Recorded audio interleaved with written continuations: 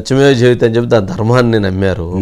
అయితే వసంత నాగేశ్వర గారు మీ తండ్రి గారు అంటే సుదీర్ఘ రాజకీయ నేపథ్యం, ఒక లెగసీ, హోం మంత్రిగా, వ్యవసాయ శాఖ మంత్రిగా, సరే ఆయన చేసిన ఉద్యమాలు, ఆయన చేసిన పోరాటాలు చాలా ఉన్నాయి.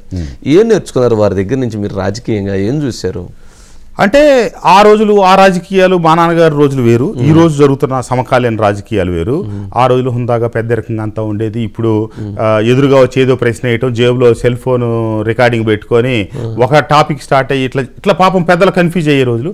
ఏవైనా వాళ్ళు ఆ రోజు అందరూ కలివిడిగా ఉండేవాళ్ళు. అంటే అసలు కులం అనే ప్రస్తావన లేదు, ఆ ప్రసక్తి లేదు. మా నాన్నగారు నాకు ప్రధానంగా నేర్పిందంటే మా ఊర్లో అన్ని కులాలు ఉన్నాయి. మా ఊరు సంస్కృతి సాంప్రదాయం ఏంటంటే, మేము పుట్టి పెరిగిన విధానం ఏంటంటే ఏ ఒక్కళ్ళని పేర్లు పెట్టి పిలుచుకోండి, అందరం అన్న, తమ్ముడు, అక్క, పిన్ని, బాబాయ్. ఏది నేను మాట్లాడుతున్న మా సామాజిక వర్గం గురించి మాట్లాడుతున్నా. అన్ని సామాజిక వర్గాలు మేము పిన్నులు, బాబాయిలు, పెద్దమ్మలు, మామయ్యలే పిలుచుకుంటాం. అది మా మొదటి నుంచి ఉన్న సాంప్రదాయం. మా ఊర్లో ఎస్సీలు ఉన్నారు, అంటే ఐతవరం, అంబారిపేట కలిపి ఉంటాయి. అంటే పల్లెటూళ్ళలో ఈ వ్యవసాయ కుటుంబాలకి కొన్ని ఆ ఎస్సీ కుటుంబాలు అనుబంధం అయ్యి మొదటి నుంచి వ్యవసాయంగా కలిసి అట్లా ఆ కుటుంబాలు అనుబంధం అయ్యి ఉంటారు. మామూలుగా వెనకటి రోజుల్లో రాజయ్య ఉందనుకోండి, రాజాయి అనేవాళ్ళు పల్లెటూళ్ళలో వ్యవహారం. లేదా నాగాయ్, సుబ్బాయి, పుల్లాయి, ఎల్లాయి. మా ఊర్లో అసలు ఆ కల్చర్ లేదు. ఎస్సీలను కూడా మా నాన్నగారు తేల్చి చెప్పారు ఇప్పుడు నేను పుట్టినప్పుడే. రాజయ్యని రాజయ్య అనాల, పుల్లయ్యను పుల్లయ్య అనాల. పుల్లాయి, గిల్లాయిలు, ఎల్లాయిలు, పిచ్చి. 50 సంవత్సరాల నుంచి మా ఇంట్లోకి ఎస్సీలు నేరుగా వచ్చి అందరితో పాటు కూర్చుంటారు. ఆ సంస్కృతి మేము ఇప్పుడు 50 ఏళ్ల క్రితం నేర్పాం. ఇప్పుడు ఈ 10 ఏళ్ళు 20 ఏళ్ళ బట్టి ఏదో దళిత ఉద్యమాలను అయ్యారు అని చూస్తే కొత్తగా కథలు చెప్తున్నారు.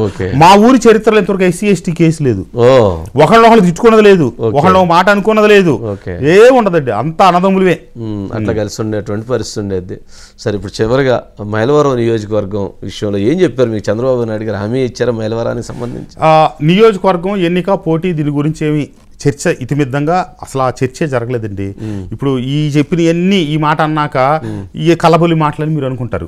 ఏది లేకపోతే ఈ సంభాషణ చూసేవాళ్ళు కూడా అనుకోవచ్చు. జనరల్ ఏదో చర్చ జరిగి ఉండేది కదా, అంటే మీకు సంబంధించినంత వరకు. ఓకే, మీరు నేను రావాలని స్వాగతించారు. అసలు నేను రాజకీయాలు వదిలేసిపోదాం అనుకున్న వాళ్ళని పార్టీ స్వాగతించింది. సరే, దాన్ని అనుసరించి తెరనక జరిగినాయి అన్ని. ముందు తెర ముందు చెప్పలేము. వారు పరిస్థితులన్నీ పరిశీలించి తగు నిర్ణయం తీసుకుంటామని చెప్పారు. అది ఏ నిర్ణయం అయినా కావచ్చు. నువ్వు వెళ్ళి ముందు అందరికీ కార్యకర్తలతో అందరితో మాట్లాడని చెప్పారు. తీసుకునే నిర్ణయానికి కట్టుబడి ఉండని చెప్పారు. నేను ఖచ్చితంగా అదే పని చేస్తాను సార్ అని చెప్పారు. తీసుకునే నిర్ణయం కట్టుబడి ఉన్నారు. మైలవరం మీకు ఇస్తే మరి దేవినేని ఉమా సహకరిస్తారా? దేవినేని ఉమా ఇస్తే సీటు మైలవరం మీరు సహకరిస్తారా? నాకు ఇస్తే వారు సహకరిస్తారా లేదా అనేది వారు చెప్పాలి. ఓకే, వారికి ఇస్తే నేను సహకరించేది 100%. దాంట్లో మీకేం సస్పెషల్ ఏం లేవండి. నేను దీనికి ఎంత ఓపెన్గా ఉన్నానో పోటీ చేస్తే నేను ఒక చోటకే పరిమితం అవుతా. నన్ను కనుక 4 నియోజకవర్గాలు తిరిగి సమన్వయపరచు ఏమైనా గొడవలు ఉన్నాయని ఎల్లు కృష్ణప్రసాద్ అంటే ఇంకా సంతోషపడతా. అవునా? భగవంతుడి సాక్షిగా చెప్తున్నానంటే నాకు పోటీ చేయాలనే ఆరాటం, తాపత్రయం ఏమీ లేవు ఆ రోజున. కానీ మీరు ఇందాక ఒక మాట అన్నారు, ఈసారి ఇంకా క్రియాశీల రాజకీయాల్లో పనిచేయాలని ఉంది అనేటువంటి ఒక ఆకాంక్షను వ్యక్తం చేశారు. పనిచేయటం వేరు, పదవులతోనే పనిచేయాలనుకోవటం వేరు. ఎందుకంటే పుట్టినప్పటి నుంచి రాజకీయాల్లో ఉన్నాం కాబట్టి అందులో 6 ఏళ్ళు. ఇప్పుడు ఈ రోజు నాకు 54 కూడా నిండుతాయి ఇంకొద్ది రోజుల్లో, 4 రోజుల్లో, నెలలో.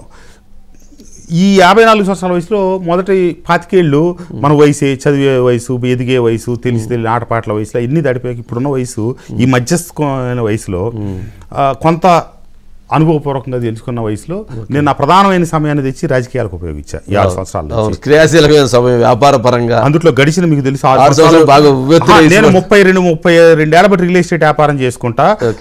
వెస్ట్ హైదరాబాద్ లో మాదాపూర్ ప్రాంతంలో ఫస్ట్ గేటెడ్ కమ్యూనిటీ కట్టింది ప్రాజెక్ట్. ఫస్ట్ కట్టింది 2001లో కట్టాను. మాదాపూర్ ఇండిపెండెంట్ హౌసెస్ కట్టా. ఎంట్రీ అసలు రోడ్ లేదు, దారి లేదు. ఆ పరిస్థితుల్లో ఇప్పుడు మంచి ప్రైమ్ టైము 6 ఇయర్స్ నేను పాలిటిక్స్లో కోల్పోయాను. కొంతమంది అమాయకులు మట్టి తీసిపోయా, బూడి తీసిపోయా నమ్ముతున్నారు. ఇక్కడ నేను వ్యాపారం చేసిన ఒక ప్రాజెక్టు పూర్తి చేసుకుంటే ఇట్లాంటి 50 ఏళ్ళు తవ్వినా నాకు అసలు నేను ఎక్కడ, నా వ్యాపారాలు ఎక్కడ. 1991లో ఆ పెద్దల మురళీమోహన్ గారు లాంటి వాళ్ళతో కలిసి వాళ్ళ సహచర్యంతో 5 ఏళ్ళు ఆయనతో పాటు కలిసి ఆ భావజాలం ఎక్కడ, ఇక్కడికి వచ్చి ఎన్ని నమ్ముకుంటున్నాం అంటే గిట్టిన వాళ్ళు మన మీద ఆపాదించేవాళ్ళు.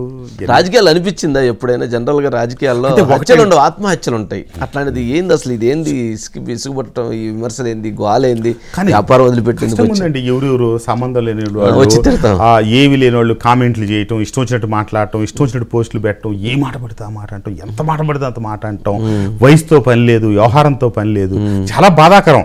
రాబోయే రోజుల్లో